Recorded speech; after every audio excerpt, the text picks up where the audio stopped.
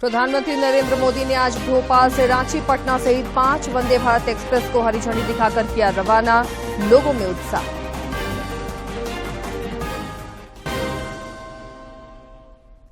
राज्य मंत्रिपरिषद की बैठक में 43 प्रस्तावों को मंजूरी। नगर निकाय चुनाव में ओबीसी आरक्षण तय करेगा झारखंड राज्य पिछड़ा वर्ग आयोग।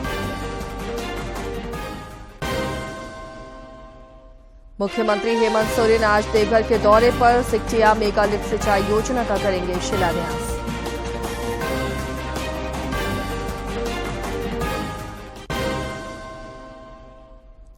और राज्य में पिछले 24 घंटे से अधिकांश जिलों में रुक रुक कर हो रही है बारिश। अगले 2 दिनों तक ऐसे ही बने रहेंगे हालात।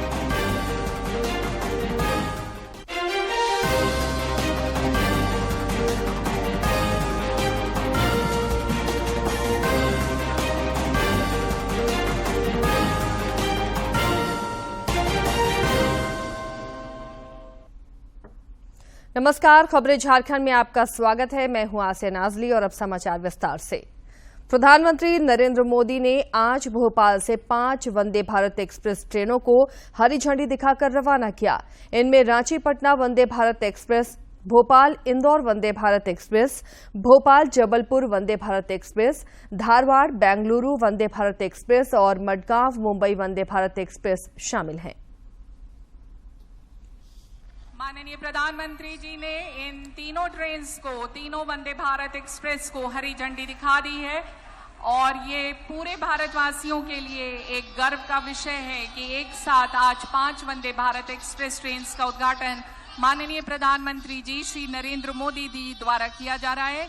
प्रधानमंत्री की मेक इन इंडिया और आत्मनिर्भर भारत के दृष्टिकोण को साकार करते हुए अत्याधुनिक वंदे भारत एक्सप्रेस ट्रेन क्षेत्र के लोगों को तेज गति के साथ आरामदायक यात्रा करने का मौका देगी। ये माननीय प्रधानमंत्री के मेक इन इंडिया के उस सपने को साकार करता है जिसका वचन उन्होंने लाल किले की प्राचीर से हम सबको दिया था, जब उन्होंने कहा था कि 2021 में कि हर राज्य में वंदे भारत ट्रेन चलेगी। तो देखिए आज उन्होंने अपने इस वादे को पूरा किया और जोरदार तालियों से हम सब इस बात की गवाही दें कि हम सब बेहद खुश हैं।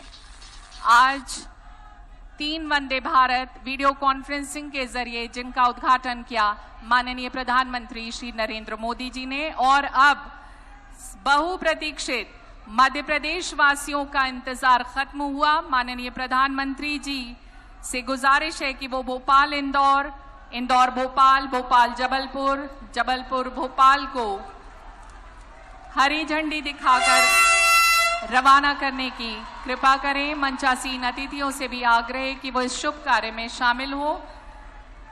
वर्तमान में भोपाल से जबलपुर के बीच 340 किलोमीटर की दूरी है, 5.5 घंटे लगते हैं, लेकिन अब वंदे भारत ट्रेन के द्वारा लगभग 4.5 घंटे में ये सफर पूरा होगा। 1 घंटे की समय की।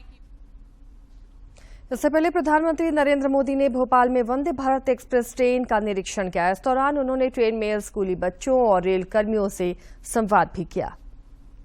जेस्चर जिस तरह से वो हमेशा आम लोगों के से मिलते हैं, वो एक अपनायत का जो एक जेस्चर है, आम लोगों को ये उनसे एक अलग कनेक्ट देता है।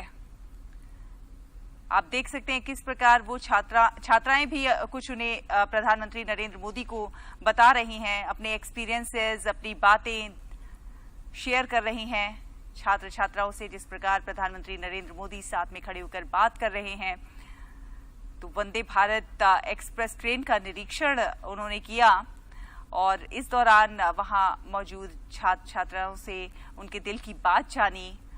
और देखिए किस प्रकार एक खुशनुमा माहौल में किस प्रकार प्रधानमंत्री नरेंद्र मोदी खुलकर बात करते हुए छात्र छात्राओं से। और ये अक्सर हमने देखा है जब भी प्रधानमंत्री नरेंद्र मोदी आम जनता के बीच जाते हैं तो एक जो कनेक्ट है वो साफ नजर आता है, जनता का अपने प्रधानमंत्री से, प्रधानमंत्री का अपने देश की जनता से।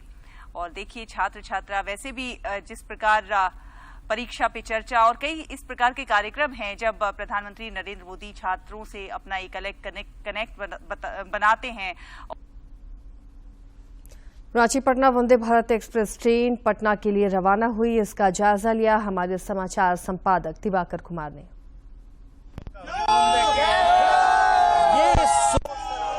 वंदे भारत एक्सप्रेस ट्रेन रांची से निकल चुकी है और ये यहाँ से पटना के लिए दो राजधानियों को जोड़ने वाली ये ट्रेन है।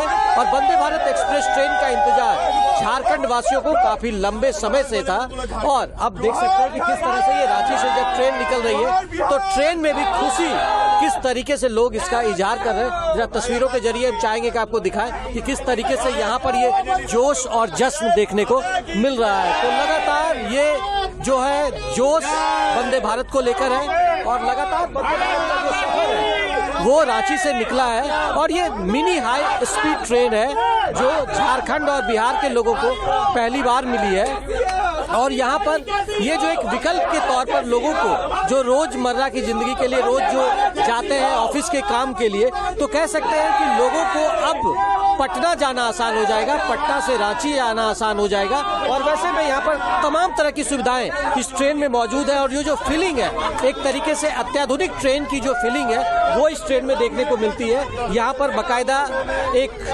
टेबल भी लगा हुआ है और टेबल के साथ हर रोज ये न्यूज़पेपर्स और दूसरे जो कह सकते हैं इंटरटेनमेंट के साधन है वो भी यहाँ पर मौजूद है। इंटरटेनमेंट के लिए गाने बजाने के लिए यहाँ पे माइक्स भी लगाए गए हैं। तो इन तरह के तमाम इंतजाम इस ट्रेन में किया गया है ताकि लोगों को एक बेहतर यात्रा का फीलिंग हो और उनका सफर यादगार हो। और जब ये ट्रेन यहाँ से निकलेगी तो जो झारखंड की खूबसूरती है, जो प्राकृतिक सुंदरता है, वो भी लोगों को देखने को मिलेगा। कई टनल से ये सफर निकलेगा और उसके बाद लोग पटना पहुंचेंगे और ये सफर करीब 5 घंटे 50 मिनट का होगा।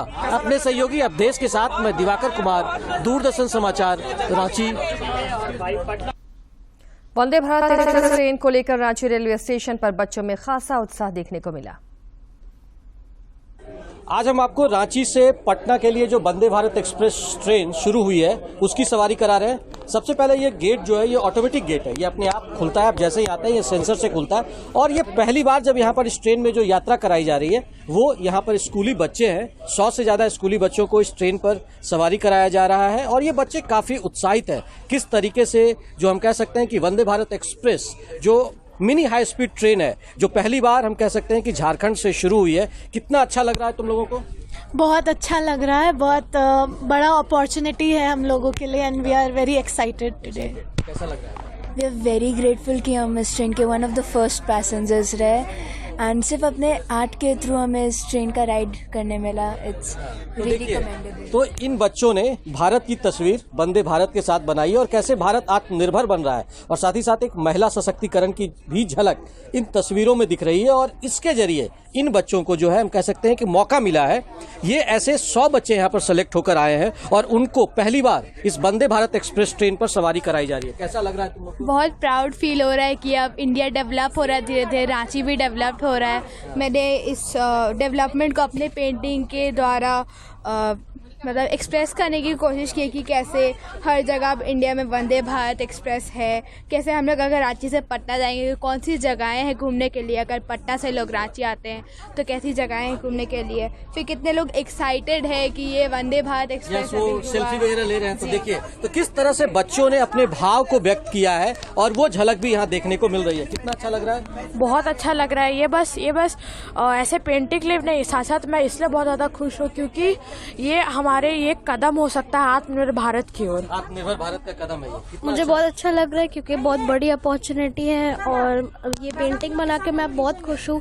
लाइक ये कंपटीशन ने हमें इतनी बड़ी अपॉर्चुनिटी दी है। तो अपॉर्चुनिटी मिली है और ये बच्चे काफी उत्साहित हैं और पहली बार जो झारखंड से ये वंदे भारत एक्सप्रेस ट्रेन चलने जा रही है उसको लेकर ये बच्चे उत्साहित हैं। और ये जो सुविधाएं यहाँ पर इस ट्रेन में दी गई है उसकी झलक आपको हम दिखा रहे हैं। यहाँ पर 2 तरह के लगभग 450 लोग एक बार इस पे ऑन बोर्ड हो सकते हैं। इसमें 8 बॉगियां हैं और लगातार इन बच्चों के चेहरे पर वो खुशी साफ तौर पर झलक रही है। कितना अच्छा लग रहा है सर? बहुत अच्छा लग रहा है हमें इस ट्रेन में बैठ के।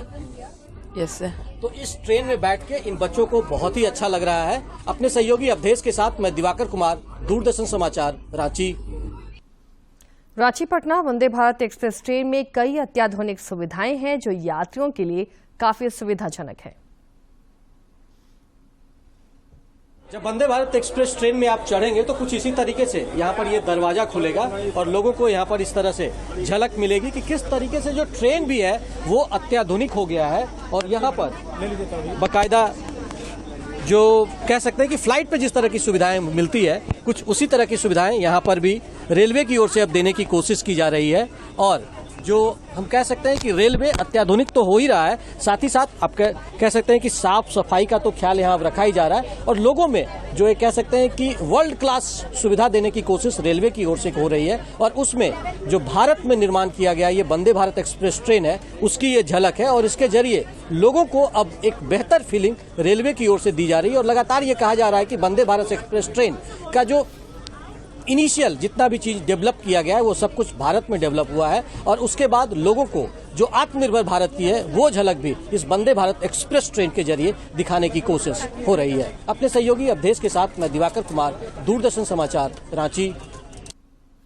रांची पटना वंदे भारत एक्सप्रेस ट्रेन के शुभारंभ को लेकर रांची रेलवे स्टेशन पर एक कार्यक्रम का आयोजन किया गया, जिसमें राज्यपाल सीपी राधाकृष्णन भी शामिल हुए। इस दौरान अपने संबोधन में राज्यपाल ने कहा कि इस ट्रेन के परिचालन से यात्रियों को काफी सुविधा होगी।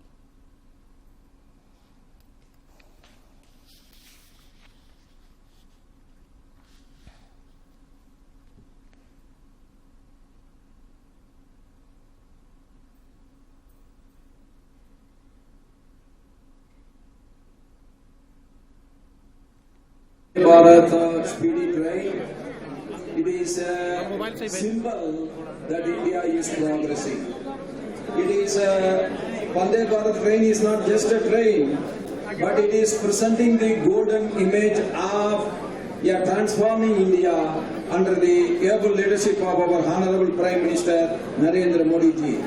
It is showcasing its commitment towards building a developed India.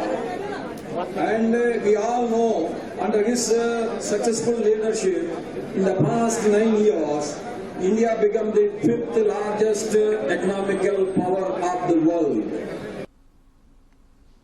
Ranchi railway station पर आयोजित कार्यक्रम को संबोधित करते हुए केंद्रीय शिक्षा राज्य मंत्री अन्नपूर्णा देवी ने कहा कि वंदे भारत एक्सप्रेस ट्रेन झारखंड और बिहार की राजधानी को जोड़ने का सशक्त माध्यम है।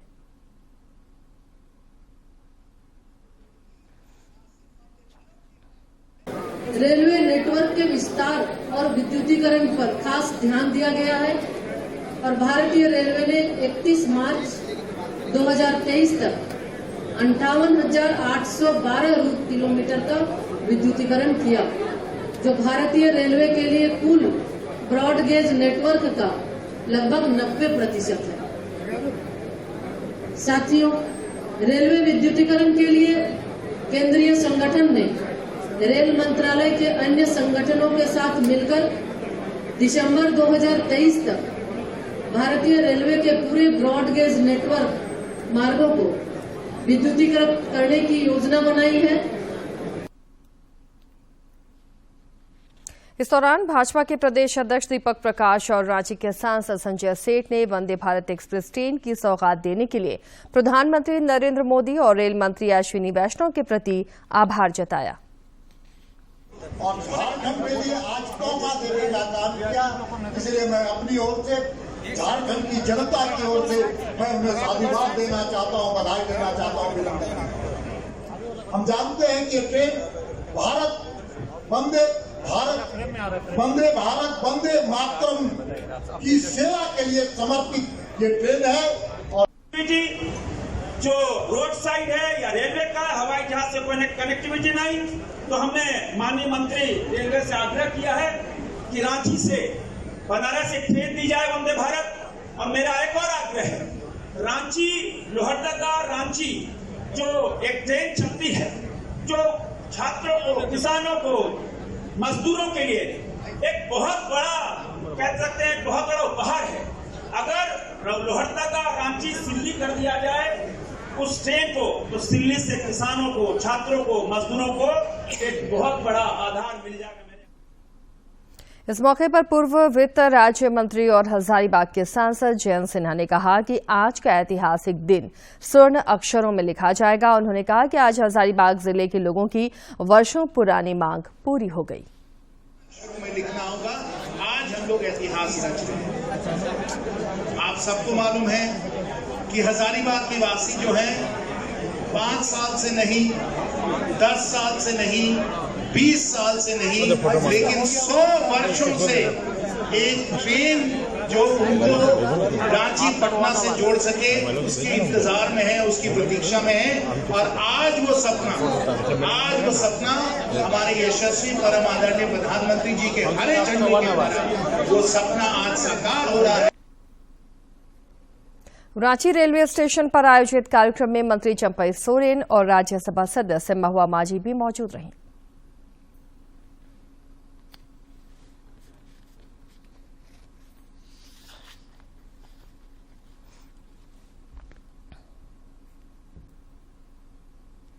प्रधानमंत्री नरेंद्र मोदी ने आज भोपाल में भारतीय जनता पार्टी की ओर से आयोजित मेरा बूथ सबसे मजबूत कार्यक्रम को संबोधित किया।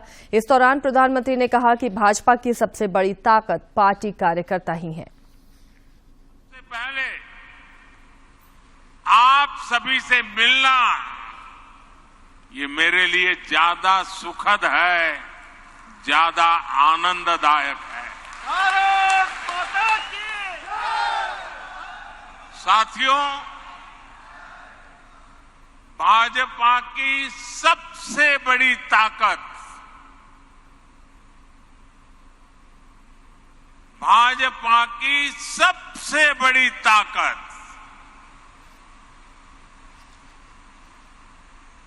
ये सबसे बड़ी ताकत आप सभी कार्यकर्ता है।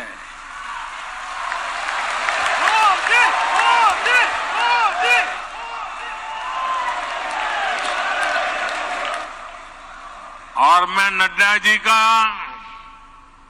केंद्रीय भारतीय जनता पार्टी के नेतृत्व का, राज्यों के भाजपा के नेतृत्व का, मध्य प्रदेश भाजपा नेतृत्व का हृदय से अभिनंदन करता हूं इस कार्यक्रम की रचना के लिए, क्योंकि आज मैं एक साथ बूथ में काम करने वाले करीब 10 लाख कार्यकर्ताओं को वर्चुअली संबोधित कर रहा हूं। आप तो इतने लोग यहां हैं, लेकिन देश का हर पोलिंग बूथ आज यहां आपसे जुड़ा हुआ है। आकांक्षी जिला गढ़वा में प्रधानमंत्री आवास योजना गरीबों के लिए वरदान साबित हो रही है। जिन्होंने कभी अपना पक्का मकान होने का सपना भी नहीं देखा था, उनके सिर पर भी आज अपनी छत है।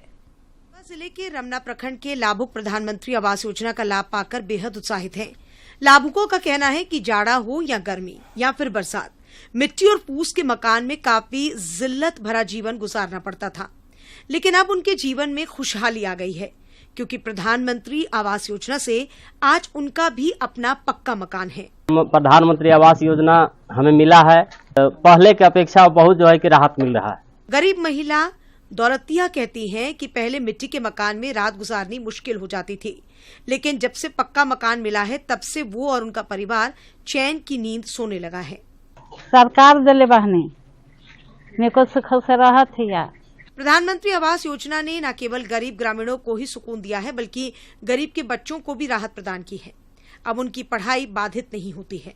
तो उसमें पढ़ाई करते थे, बहुत मतलब बारिश होता था तब बहुत चूता था, रहने में दिक्कत भी हो रहा था, और जब पढ़ते थे तब फिर उधर ऊपर से पानी जब गिरता था तो उस पर बुक पर पड़ जाता था। डीडीसी राजेश कुमार राय ने बताया कि गढ़वा जिला प्रशासन अब तक 1,07,000 आवास लाभुकों को दे चुका है।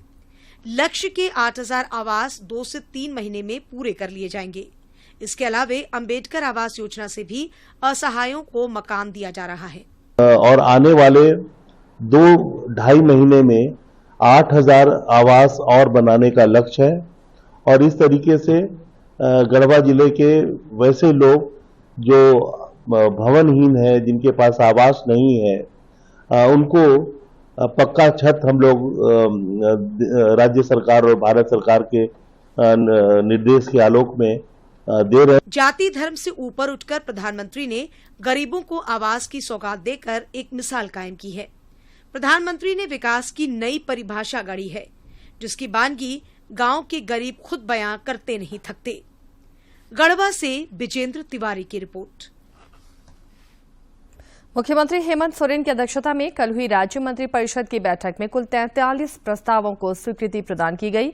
मंत्रिपरिषद की बैठक में लिए गए निर्णयों की जानकारी देते हुए मंत्रिमंडलीय सचिव वंदना डाडेल ने बताया कि राज्य के स्थानीय निकाय चुनाव में पिछड़ों के आरक्षण तय करने की जिम्मेवारी झारखंड राज्य पिछड़ा वर्ग आयोग को दी गई है। पिछड़े वर्गों के आरक्षण तय करने के लिए डेडिकेटेड कमीशन का गठन किया जाएगा। कमीशन निकायों के लिए कुल सीटों का 50% की अधिसीमा के तहत निकायवार पिछड़े वर्गों के लिए आरक्षण की पात्रता की समीक्षा कर राज्य सरकार को अनुशंसा करेगा। उन्होंने बताया कि इसके अलावा मंत्रिपरिषद ने कई अन्य महत्वपूर्ण प्रस्तावों को भी स्वीकृति प्रदान की है। मुख्यमंत्री हेमंत सोरेन आज देवघर के एक दिवसीय दौरे पर हैं। इसी क्रम में वे सिकटिया मेगा लिफ्ट सिंचाई योजना का शिलान्यास करेंगे। देवघर और जामताड़ा जिले की सिंचाई योजना के तहत 13,164 हेक्टेयर क्षेत्र सिंचित हो सकेगा। इस अवसर पर ग्रामीण विकास मंत्री आलमगीर आलम और श्रम मंत्री सत्यानंद भोक्ता समेत कई गणमान्य लोग मौजूद रहेंगे।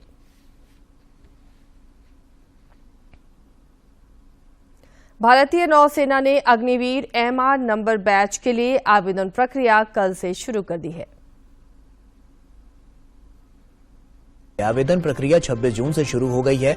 इच्छुक और पात्र उम्मीदवार भारतीय नौसेना की आधिकारिक वेबसाइट joinindiannavy.gov.in के माध्यम से ऑनलाइन आवेदन कर पाएंगे।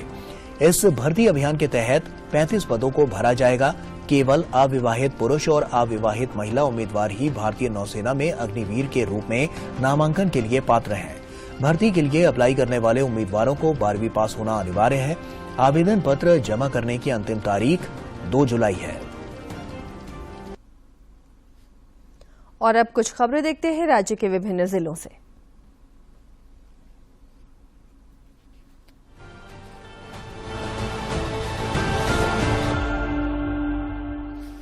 मुख्यमंत्री हेमंत सोरेन से झारखंड मंत्रालय में राष्ट्रपति द्रौपदी मुर्मू के भाई तारिणी सेन टुडू ने मुलाकात की।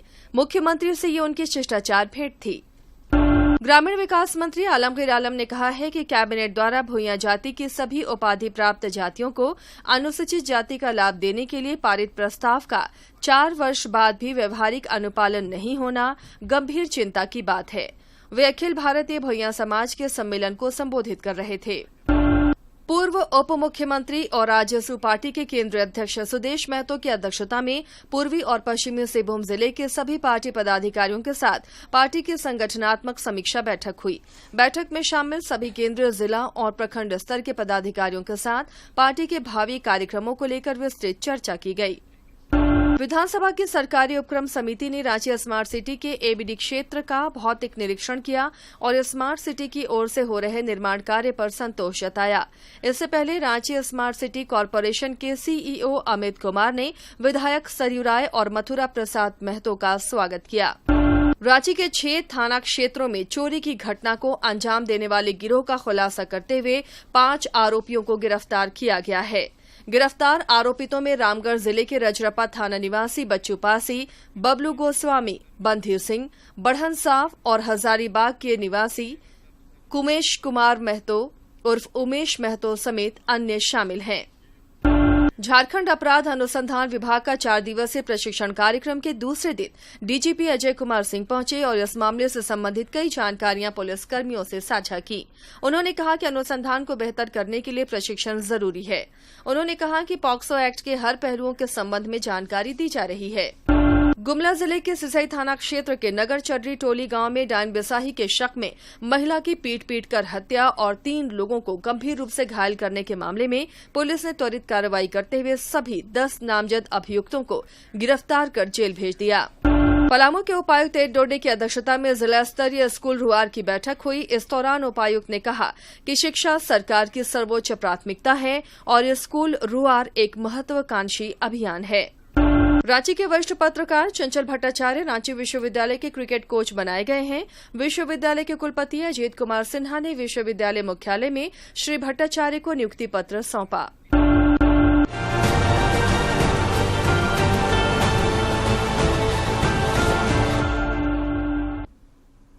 राज्य भर में मानसून का विस्तार हो गया है और इसने रफ्तार भी पकड़ ली है। राजधानी रांची समेत कई जिलों में पिछले 24 घंटे से रुक रुक कर बारिश हो रही है। मौसम विज्ञान केंद्र रांची ने अगले 2 दिनों तक अच्छी बारिश होने का अनुमान व्यक्त किया है। इस दौरान आंधी चलने और वज्रपात होने की चेतावनी भी जारी की गई है। फल और सब्जियों का उत्पादन बढ़ने के कारण देश में बागवानी उत्पादन वर्ष 2022 से 2023 में 1% बढ़कर रिकॉर्ड 35.09 करोड़ टन उत्पादन होने का अनुमान है। कृषि मंत्रालय ने कल बागवानी फसलों के रकबे और उत्पादन का पहला अग्रिम अनुमान जारी किया। केंद्रीय कृषि मंत्री नरेंद्र सिंह तोमर ने रिकॉर्ड उत्पादन का श्रेय किसानों और वैज्ञानिकों के प्रयासों के अलावा केंद्र सरकार की अनुकूल नीतियों और राज्यों के सहयोग को दिया। स्वामीनाथन जानकी रमन ने कल भारतीय रिजर्व बैंक के नए डिप्टी गवर्नर का पदभार ग्रहण कर लिया है।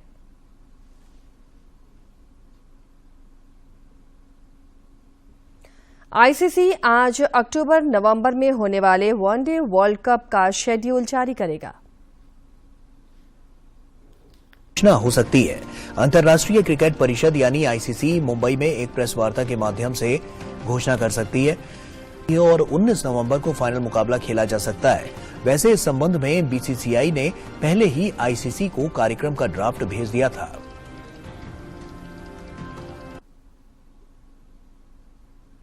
और अब खेल जगत की महत्वपूर्ण खबरों को देखते हैं। भारत की काशा निया सचदेव और नोवा सारा इप्पेन ने विश्व पावर लिफ्टिंग चैंपियनशिप में विश्व रिकॉर्ड के साथ स्वर्ण पदक जीतने में सफलता पाई। किर्गिस्तान में आयोजित हुई इस प्रतियोगिता में 15 साल की काशा और 13 साल की नोवा ने फुल पावर लिफ्टिंग और एकल स्पर्धा में शानदार प्रदर्शन किया। सैफ फुटबॉल चैंपियनशिप के सेमीफाइनल में स्थान बना चुकी भारत का सामना आज अंतिम ग्रुप मुकाबले में कुवैत से होगा। पहले 2 मैचों में भी भारत ने शानदार जीत हासिल की थी। दोनों टीमों का प्रदर्शन अब तक शानदार रहा है। भारत की ही तरह कुवैत ने भी अब तक 2 मैच जीते हैं। दोनों टीमों के 6-6 अंक हैं। आईसीसी पुरुष विश्व कप क्वालिफायर में नीदरलैंड्स ने वेस्टइंडीज को सुपर ओवर में हरा दिया। वेस्टइंडीज ने पहले बल्लेबाजी करते हुए निकोलस पूरन के नाबाद शतक की मदद से 6 विकेट पर 374 रन बनाए। जवाब में नीदरलैंड्स की टीम 9 विकेट पर 374 रन ही बना सकी। वॉन बीक ने सुपर ओवर में 30 रन बनाए। वेस्टइंडीज की टीम सुपर ओवर में सिर्फ 8 रन ही बना सकी। आईसीसी पुरुष विश्व कप क्वालिफायर में सीन विलियम्स के 174 रन की मदद से जिम्बाब्वे ने अमेरिका को 304 रन से हराकर लगातार चौथी जीत दर्ज की है। जिम्बाब्वे ने पहले बल्लेबाजी करते हुए 6 विकेट पर 408 रन बनाए, जो एक दिवसीय अंतर्राष्ट्रीय क्रिकेट में टीम का सर्वोच्च स्कोर है। जवाब में अमेरिका की टीम 25.1 ओवर में 104 रन पर ढेर हो गई। ऑस्ट्रेलिया ने महिला एशेज टेस्ट में इंग्लैंड को 89 रन से हरा दिया। मैच के 5वें और अंतिम दिन जीत के लिए मिले 268 रनों के लक्ष्य का पीछा कर रही इंग्लैंड की टीम दूसरी पारी में 178 रन पर ऑल आउट हो गई। ऑस्ट्रेलिया की इस जीत में ऑफ स्पिनर एशले गार्डनर ने अहम भूमिका निभाई। उन्होंने इसके साथ ही इस बुलेटिन में फिलहाल इतना ही, लेकिन चलते चलते एक बार फिर से नजर डालेंगे सुर्खियों पर।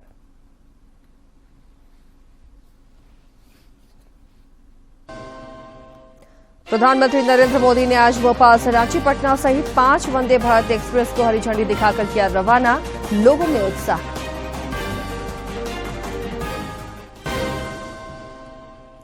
राज्य मंत्रिपरिषद की बैठक में 43 प्रस्तावों को मंजूरी। नगर निकाय चुनाव में ओबीसी आरक्षण तय करेगा झारखंड राज्य पिछड़ा वर्ग आयोग।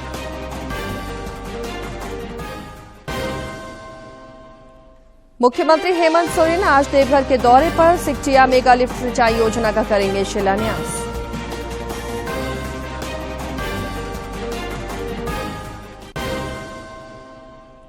और राज्य में पिछले 24 घंटे से अधिकांश जिलों में रुक रुक कर हो रही है बारिश। अगले 2 दिनों तक ऐसे ही बने रहेंगे हालात।